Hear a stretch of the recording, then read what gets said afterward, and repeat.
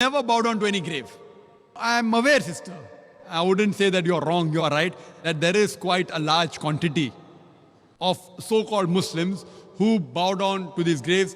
What do I have to say? I feel they are doing wrong, they are doing shirk, they have to change. And that's what in my talks I even tell them, that if you want to go to a grave, the Prophet said that you can go to a grave, it reminds you of your akhirah, that one day you have to die. So when you go to a grave, you can pray for the person, but you can't pray to him. You can pray for him, that may Allah give him Jannat-e-Firdaus, may He forgive his sins, etc. But you can't pray to him. Prayers should only be to Allah subhanahu wa ta'ala. Iyaka na'budu wa iyaka nasta'in. They alone we worship, they alone we ask for help. So my talks are even targeted to these Muslims, and I tell them also that I have given other talks, that you should not worship, you should not prostrate to graves. This is wrong, it's a big sin. And alhamdulillah, summa alhamdulillah, since you are from Bombay, I am also from Bombay, there are thousands of youngsters, mashallah, after my talk, who have stopped worshipping graves. Alhamdulillah. Hope that answers the question. Yes, brother. My name is Lee. I'm a student. My question is that earlier you mentioned that Jesus is also a Muslim because he submits to the will of God. And this is regardless of the fact that he drank alcohol, he didn't pray 5 times a day. You know, the only action he did was submit to the will of God. So given that thinking, that logic, wouldn't that mean that any person of the book, Christian or Jew, is in fact a Muslim, as long as they agree to submit to the will of God? Whether if I understood your question correctly, you said any person, whether Christian or Jew, etc., who submits the will to God is a Muslim. Yeah, as you said about Jesus, you said Jesus is a Muslim for that reason. But whether, I do agree with you, anyone who submits the will to God in Arabic, you call him a Muslim. But you should first know what has God commanded us. If you think something else, if you read a scripture which is not the word of God and start thinking or submitting a will to God by following a scripture which is not the word of God, then you are not a true Muslim. So first you have to identify what has God commanded us. And if you do a comparative study of all the scriptures of the various world religions, you will find out, if you use the test of science, logic, etc., the only scripture that passes the test is the last and final testament. If there's something like Old Testament and New Testament, the Quran is the last testament. So if you want to truly submit your will to God, first you have to find out who is this true God, what has He commanded us, and after that you have to submit your will. So therefore, when I say a true Muslim is a person who follows the commandments of Almighty God. Now Jesus Christ, peace be upon Him, was a messenger of God. He directly got revelation from God. So surely he followed the will of Almighty God. So today also, if a Christian, supposedly, what the talk is based on, that at least let us agree to follow what is common in your scripture and my scripture. Suppose you will say Bible is the word of God, I am saying Quran is the word of God. So let us agree to follow what is common. What is different, keep it aside. So your Bible says believe in one God. So if you believe in Trinity, you are going against the Bible. The word Trinity does not exist in the Bible, but it's in the Quran. Quran says in Surah Nisa chapter 4, 171, Wala taqulu salasa, don't say Trinity. So if you believe in Trinity, you are going against the Bible. For the Bible says that you should not do idol worship. Bible says you have to believe in the last and final messenger. Jesus Christ, peace be upon Him, said in the Gospel of John, chapter number 16, verse number 12 to 14, I have many things to say unto you, but ye cannot bear them now. For He, when the Spirit of truth shall come, He shall guide you unto all truth. He shall not speak of Himself. All that ye hear shall He speak. He shall show you things to come. He shall glorify me. So if you are a true follower of the Bible, you have to follow in the last and final messenger, Prophet Muhammad, peace be upon him. That means you have to follow the Quran and the sayings of the Prophet. So if you follow the Quran and the sayings of the Prophet, you become a Muslim. So my talk is based on, let us agree to follow what is common.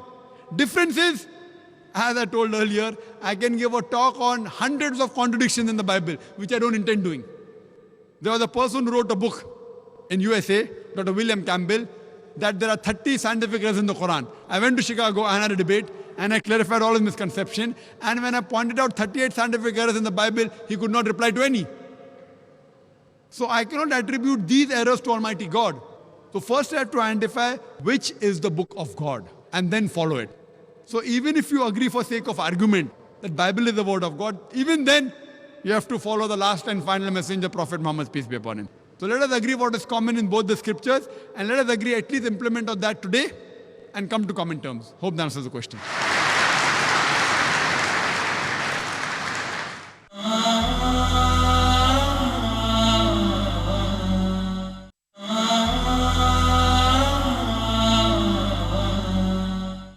Yes, brother. Good evening, doctor. My name is Daniel. I'm a student. The 54th verse of the 7th chapter of the Quran says that Allah created the earth, the heavens and the earth in 6 days. And the 42nd chapter, verses 9 to 12, clearly state that Allah created earth and heaven as it is today in 8 days. What is your reply to that? The brother asked a question asked by Christian missionaries against the Quran. And there are several places in the Quran where it says Allah has created the heavens and the earth in 6 days. What the brother is referring, chapter number 41, verse number 9 to 12. He is saying that the Quran says that the heavens and the earth was created in 8 days. The word 8 is not there in the Quran. What it says, I'll tell you. The Quran says that Allah subhanahu wa ta'ala is the one who has created the heavens and the earth. And all those who differ, there are people who are bound to differ, are the ones who do shirk. And the verse continues, Almighty God created the earth in 2 days, and Almighty God created the sustenance on the earth, the mountains, everything else, in 4 days. And verse number 11 of chapter number 41, Summa. Most of the translations say after. It means various other things. Then Almighty God created the heavens in 2 days. Now, normally a person reads 2 plus 4 plus 2 is equal to 8. But the word 8 is not there. God Almighty created the heavens in 2 days. Now, if we know Quran, we'll be able to reply. If a person does superficial reading, he may get misled. And Quran says, those people who try to mislead the people with this verse are those who associate partners with God. So Almighty God knows that people will use these verses of the Quran to mislead the people. The reply to the query. The reply is that Almighty God created the earth in 2 days. They created the sustenance, the trees, the mountains, and in due proportion in 4 days. Summa. Summa in Arabic can also mean simultaneously. It doesn't have to mean after. It can mean that, it can mean simultaneously Almighty God created the heavens in 2 days. For example, if I tell you, I'm going to construct a building 30 stories high in 6 months. That's my statement. If you go into details, I tell that I will be creating the basement, the foundation of the building in 2 months, and the structure in 4 months, all the 30 stories. Simultaneously, when I'm creating the foundation, I will even create the compound wall in 2 months. So basically, while I'm creating the foundation, I'm even creating the compound wall. That doesn't mean it is 2 plus 4 plus 2, 8 months. It is while I'm creating the foundation, simultaneously I'm even creating the compound wall. So actually my building will be constructed in 6 months, not 8 months. So similarly, when Allah says, when He created the earth, He even created the heavens. So the 2 days of the earth, simultaneously Allah created the heaven. That is in Allah says in the Quran, in Surah Anbiya, chapter number 21, verse number 30. Avalam yaral lazina kafaru. Do not the unbelievers see anna samawati wal arda kanat ratkan fataknahuma, that the heaven and the earth were joined together and we clove them asunder. So Quran says we created the heaven and the earth simultaneously. فَفَتَقْنَاهُمَا, we clove them asunder. This is nothing but the Big Bang in a nutshell. Today, Big Bang tells us that the whole universe was one primary nebula. Later on, there was secondary separation, which gave rise to galaxies, the stars, the planets, the earth on which we live. So, based on Big Bang, science even doesn't disagree with the Quran, that when the heaven was being created, the earth was being created simultaneously. So, the first 2 days and the last 2 days are simultaneously. So there's no contradiction, it's a contradistinction. Contradistinction means giving other facets of the thing. It is not contradiction. Contradiction means two things with the opposite. Contradistinction means telling you other qualities. For example, if I say that you are very honest, tomorrow I tell you are very kind. It's not contradiction, it's a contradistinction. You are honest also and you're kind also. But tomorrow if I say they're dishonest, then there's a contradiction. So this verse of the Quran gives more details how the 6 days were divided. First 2 days the earth, simultaneously the heavens, and later on 4 days the things on the earth were made, the mountains, the trees, in due proportion. Hope that answers the question. Yes, brother. My name is Mahesh. Me Mumbai's hai.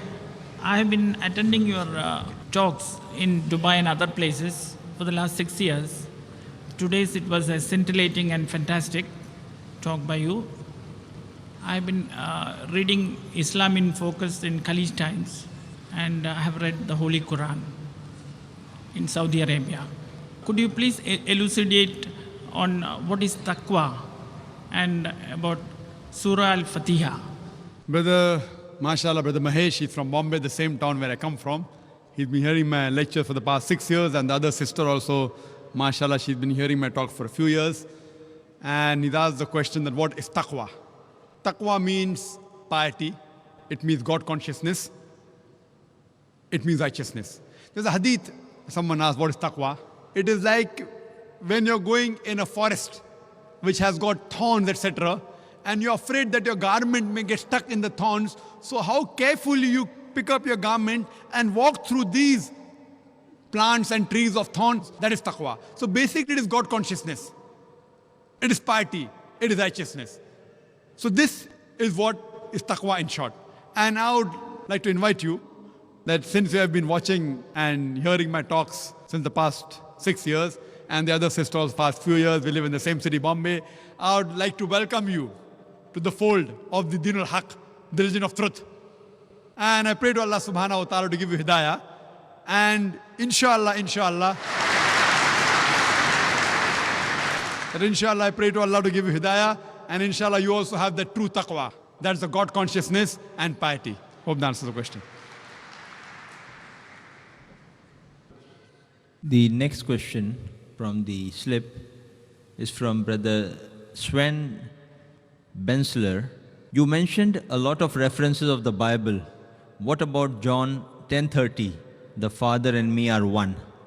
The brother quoted a verse of the Bible, Gospel of John, chapter number 10, verse number 30, the Father and me are one. It is not the Father and me are one, it is I and my Father are one. It's not the Father and me are one. Now this quotation, I and my Father are one, to know what it is, you have to know the context. You have to understand the context, that I and my Father are one. To know this, you have to go a few verses earlier. If you read Gospel of John, chapter number 10, verse number 23, it speaks about the context, that the Jews, they entered the temple in Solomon's porch. Verse number 23. Verse number 24 says that the Jews came upon Jesus Christ, peace be upon him, and they asked him, how long dost thou make us doubt? If thou art the Christ, tell us plainly. Verse number 25 says, I have told you, but you believe not in me. The work that I do, they bear witness of my Father. Verse number 26 says, you do not believe in me because you are not my sheep. Verse number 27 says, my sheep, they hear me and they follow me. Verse number 28, I give them eternal life. No man can pluck them out of my hand. Verse number 29 says, my Father that giveth to me is greater than all. No man can pluck them out of my Father's hand. I and my Father are one. So in context, it means in purpose. Verse number 28 says that no man can pluck them out of my hand. Verse number 29 says, my Father is greater than all. No man can pluck them out of my Father's hand. Verse number 30, I and my Father are one. So it means they are one in purpose. If I say my father is a medical doctor and he is a doctor, I am a medical doctor and my father are one, it means we are one in profession. It does not mean one in person. But the Christians say, no, it means one in person and my Father are one, indicates that Jesus Christ, peace be upon him, is God. If I agree for sake of argument. Further, if you read in the Gospel of John, chapter number 17, verse number 21, Jesus Christ, peace be upon him, says, my Father is in me and I in thee. He tells his apostles, to his 12 apostles, my Father is in me, I in thee, and we are one. The same one is used here. So do you mean to say there are 14 gods now? Father is in Jesus Christ. Jesus Christ, peace be upon him, is in the apostles. So there'll be 14 gods. So you have to coin a new word. Instead of Trinity, you have to coin a word for 14 gods. Here what Jesus Christ, peace be upon him, meant the same one was used, that one in purpose. And further it's mentioned in the Gospel of John, chapter number 17, verse number 23, that Jesus Christ, peace be upon him, he tells the apostles that I am in you and me, we are one. that means one in purpose. And immediately you read further, Gospel of John chapter 10 verse number 31, the Jews, they pick up stones to stone Jesus Christ, peace be upon him.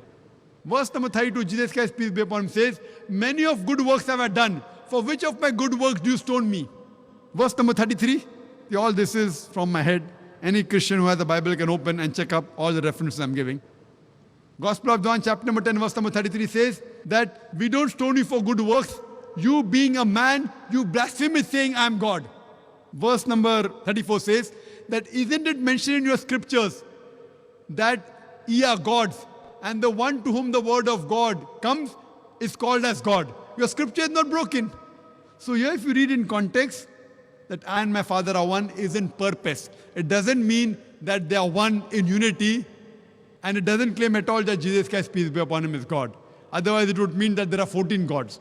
So what it means is that the purpose of Almighty God and Jesus Christ, the messenger of God, is one and the same. Hope that answers the question.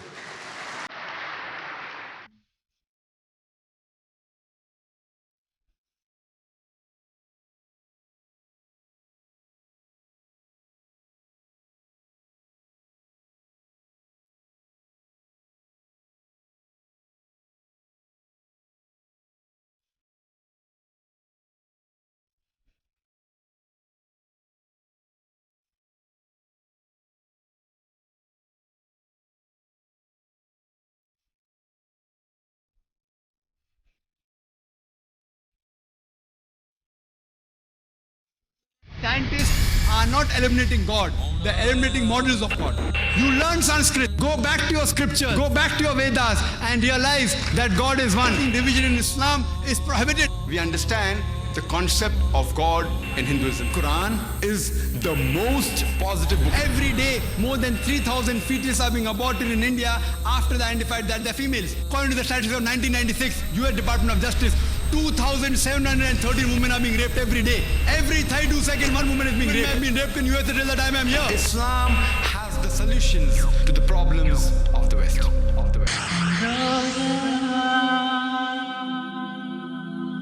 I hear God of love, my eyes are Does Islam propagate acts of forgiveness? Of course, yes. And every chapter, every surah of the glorious Quran begins with the formula Bismillah ar-Rahman ar-Rahim. In the name of Allah, most gracious, most merciful. Why not a Muslim or a Christian take up both and take the good deeds in both the things and follow it? I find it immoral and vulgar for a Muslim to have more than one wife. What do you think about this? Quran is the only religious scripture on the face of the earth which says marry only one. I said immoral because if a woman has more than one man, she is a bad woman. But if a man has more than one woman, it's okay, yeah? No. If a man has more than one wife, no problem. But if he has more than one woman, even he's a bad man. If he marries her, gives her due rights, gives her marriage, equal time, equal justice, then he's a good man. Yes, brother. When you quote the Bible, you take a very literal sense of what the teachings of the Bible are. And for the past 500 years, we've taken it more as parables and stories that it shouldn't be taken literally, but for the actual meanings behind it. And then my question is there anything like a movement in that in Islam where instead of taking a literal sense, it's just taking the morals behind what the Quran has to say? The brother asked the question that I have quoted the Bible and I take everything literally, but since the past few hundred years, there are parables. There are even parables in the Quran. There are parables in the Quran. But if the Quran says something literally, many a times you can understand that one word may have various meanings. If a word has got 5-6 meanings, either all the 5-6 meanings are correct or maybe you have to take one meaning only.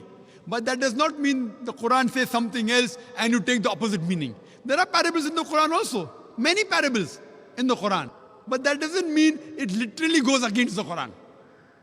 So what the Quran says and the Bible says, if the original Injil, the revelation which was given to Jesus Christ, peace be upon him, it was sent as a guidance.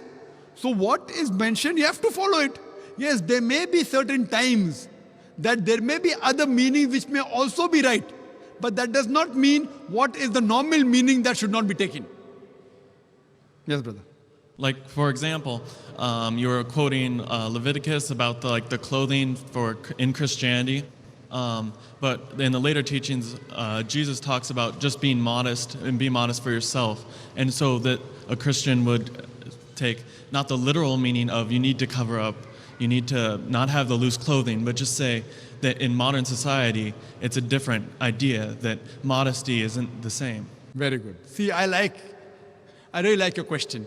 If you ask me a question, and I'll clarify you, I'll try my level best. The brother has given an example that when I talk about Leviticus, I didn't quote Leviticus, I quoted Deuteronomy chapter number 22, verse number 5, etc., which talks about modesty, 1 Timothy chapter number 2, verse number 9, even 1 Corinthians chapter number 11, verse 5 to 7, modesty. What now brother is trying to tell me that what Jesus Christ, peace be upon him, told that you have to be modest. But what he meant was not literally about the clothes, but just modest in society. That is your understanding of the Bible. Let's see what Jesus Christ, peace be upon him, said. Jesus Christ, peace be upon him, said in the Gospel of Matthew, chapter number 5, verse number 17 to 20, think not that I have come to destroy the law of the prophets. I have come not to destroy, but to fulfill. Until the heaven and the earth pass away, not one jot or tittle shall pass away from the law until all be fulfilled. And whosoever shall break one of the least commandments and teach men to do so shall be called least in the kingdom of heaven. And whosoever shall keep the commandments and teach the same shall be called great in the kingdom of heaven. Unless your righteousness exceeds the righteousness of the scribes and the Pharisees, in no way shall you enter the kingdom of heaven. This is a verbatim quotation from King James Version. I'm speaking from my head. It's a verbatim quotation from King James Version, Gospel of Matthew, chapter number 5, verse number 17 and 20. So Jesus Christ says that even if you break one jot or tittle from the law, from the Old Testament, you shall not enter the kingdom of heaven. So when the Old Testament says the woman shall not wear clothes that which pertain to a man, and a man shall not wear clothes that which pertain to woman. Now tell me, Brother Zakir, that's the literal sense. Now the society is changing. So Jesus Christ said, peace be upon him, if you break one law, jot or tittle, you shall not enter Jannah. Now do you mean to say that Jesus Christ, peace be upon him, came to misguide us? Not at all.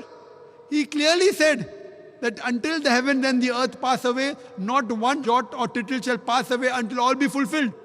Then later on the teaching of Paul, St. Paul, who is the self-appointed apostle of Jesus Christ, peace be upon him, he tells us that see, the law is nailed to the cross. That is his teaching. It's not the teaching of Jesus Christ, peace be upon him. Who do you believe? In Jesus Christ, peace be upon him, or St. Paul?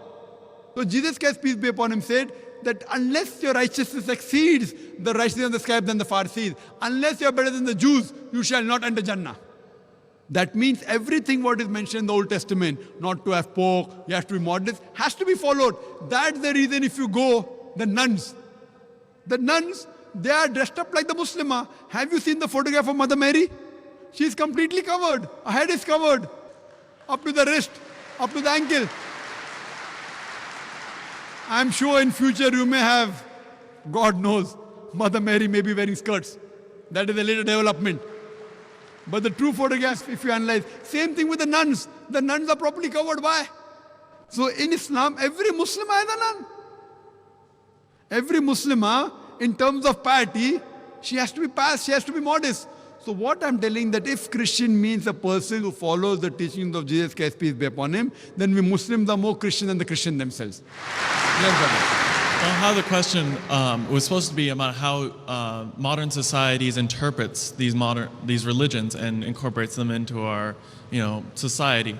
So if we're interpreting them not as a literal sense, we're going to listen, like the scripture you quoted, it would just say, it would be how you feel that Jesus meant by that saying, which would be that we should follow the teachings of the Old Testament and maybe not literally, and we should think about what he means by the laws of what to wear. So when he says, follow all this or you can't go to heaven, modern person after the Reformation would think would be that it's what he interprets it Brother, as. if I agree with you that in every modern age we try and reinterpret, then what's the use of the Bible? What is the use of the Quran? If you're going to reinterpret, keep on reinterpreting into modern age and what the modern society believes, you're going to put the Bible into that shell. So what is the use of the Bible then? Why do you require the Bible? Why do you require? What you can say that if science and technology advance, you can understand the Bible better, understand the Quran better, I've got no objection. But if you tell me depending how the modern society behaves, you have to reinterpret the Quran or the Bible, it is totally nonsense. God is our creator. He knows what is best for us. Do you mean to say that God did not know? You are limiting God. That means you are trying to tell me that God did not know that the society is going to change. If you analyze the Quran, though it was revealed 1400 years ago, you cannot point out a single verse of the Quran which is against modern established science. Do you know that? However much the science has established, however much the science advances, it will never be able to prove even a single verse wrong. Yes, it will be able to give a new dimension. When science advances, maybe we will be able to understand that aspect of Quran better. Today, with our limited knowledge of science, we may not be able to understand certain verses of the Quran. But that does not mean you are giving a new look depending upon how the modern society is developing. Modern society, however much it develops, the law will be the same. The woman should be in hijab. The man should lower his gaze. It's not like Canada. Now a man can marry a man. In Islam, we don't believe in majority. We believe in truth. Truth prevails, haqq prevails. And Jesus Christ, peace be upon him, said, seek ye the truth and the truth shall free you. We don't believe in democracy, that today you say, okay, fine, gay marriages are fine. And today you say that modesty fine, a woman can wear less clothes. See, that is the man-made law. The person who has created us is Almighty God. He knows what is good and what is bad for us. Therefore, religion means a way of life. So we follow the guidance given by a creator, then only we'll be on the true path. Hope that answers the question. Yes, brother. Good evening, Doctor. I'm Rob from Philippines. I just want to be clarified about the role of Ismail, the son of Abraham, in Islam. Whereas the question that what is the role of Ismail, may peace be upon him, in Islam, we believe that Ismail, peace be upon him, was the son of Abraham. He's not only mentioned in the Quran, he's even mentioned in the Bible. The Bible and the Quran, it does mention that Abraham, peace be upon him, he had two wives, Sarah and Hajra. And even in the Bible, it's mentioned that the wife, same thing in the Quran. So Isaac, peace be upon him, Ishaq, is the son of Sarah, peace be upon her. And Ishmael is the son born from Hajra, peace be upon her. So, both of them were sons of Prophet Abraham, peace be upon him, and both are prophets of God. We have to respect and love both of them. Hope that answers the question.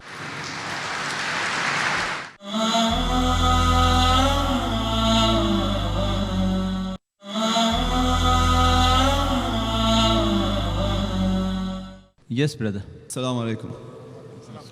My question is kind of related to the one the sister started asking, and the other one who commented on picking good things in religions. See, I believe Islam is part of this continuous chain of religions. Like if we're talking about Judaism, Christianity, and Islam. In order to be a Muslim, you have to believe first in Judaism and Christianity. My question is, like the similarities and the crucifixion of the Christ, like let me say the Islamic story about the crucifixion of the Christ, in other words, and I believe that it's, once this issue is clarified, we'll have no more major differences, like gaps will just turn off. The brother asked the question, he has posed two parts of the question, that a Muslim can only be a Muslim first if he believes in Judaism and Christianity and then Islam, which I disagree, brother. Allah says in the Quran in Surah Al-Imran, chapter number 3, verse number 19, Inna Dina Indallah